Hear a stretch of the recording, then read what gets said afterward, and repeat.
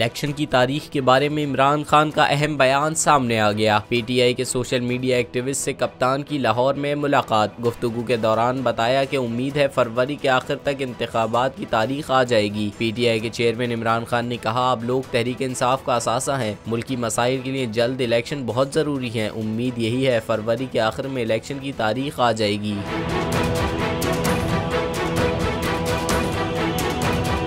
Chairman Tehreek Insaf Imran Khan ने हुकूमत की नाअहली पर उन्हें तनकीद का निशाना बनाते हुए कहा कि नाअहलों ने इकनॉमी का बुरा हाल कर दिया है। आइंदा एक महीना मुल्क के लिए बहुत अहम है। इमरान खान ने मजीद कहा कि ये इंतजार में है बाहर से कहीं 2 हथेलियाँ पैसे आ जाएं, लेकिन ना उनको कहीं से पैसे मिलने हैं, ना ये मईशत ठीक कर सकते हैं। उनके पास हालात बेहतर करने के लिए कोई प्लान नहीं। ये सिर्फ अपने केसेस ख़त्म करने आए हैं। हम किसी की सपोर्ट नहीं, सिर्फ शफाफ इलेक्शन चाहते हैं।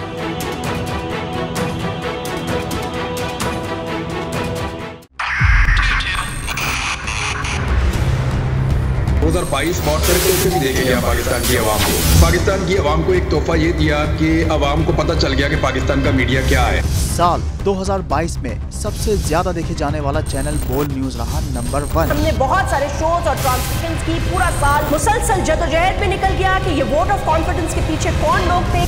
तोड़े रेटिंग के सभी रिकॉर्ड। सोशल मीडिया पर भी सबसे ज्यादा तेजी से 2.4 बिलियन व्यूज का संगे मील अबूर किया। एंकर्स को भी आवाम में सबसे ज्यादा मकबूलियत मिली और सोशल मीडिया पर भी बोल रहा सब पर भारी। सब्सक्राइब करें और बेल दबाएं ताकि कोई खबर रह न जाए।